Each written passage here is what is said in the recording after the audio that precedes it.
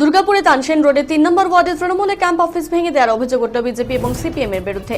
তৃণমূল কর্মীদের অভিযোগ, তারা যখন মধ্যাহ্নভোজনের জন্য গিয়েছিলেন সেই সুযোগে বিজেপি বহিরাগতরা বাইক বাহিনী নিয়ে এসে তাদের মহিলাদের উপর হামলা চালায় এবং ক্যাম্প অফিস ভাঙচুর করে। তৃণমূলের আরও অভিযোগ, তাদের বেশ কয়েকজন মহিলা তৃণমূল কর্মী আহত হয়েছে এই ঘটনায়। এই ঘটনা জুড়ে দুপক্ষের মধ্যে লেগে যায় হাতাহাতি। এই ঘটনাস্থলে পৌঁছায় বিশাল পুলিশ বাহিনী।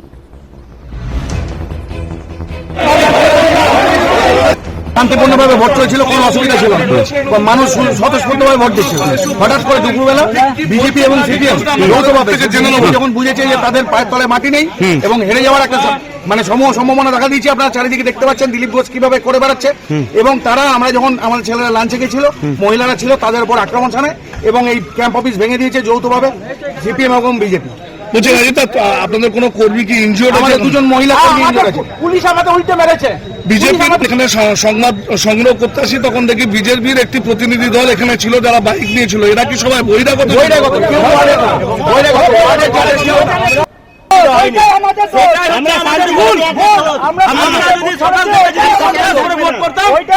কিন্তু ভালো হতো, কিন্তু আমরা সেটা করিনি।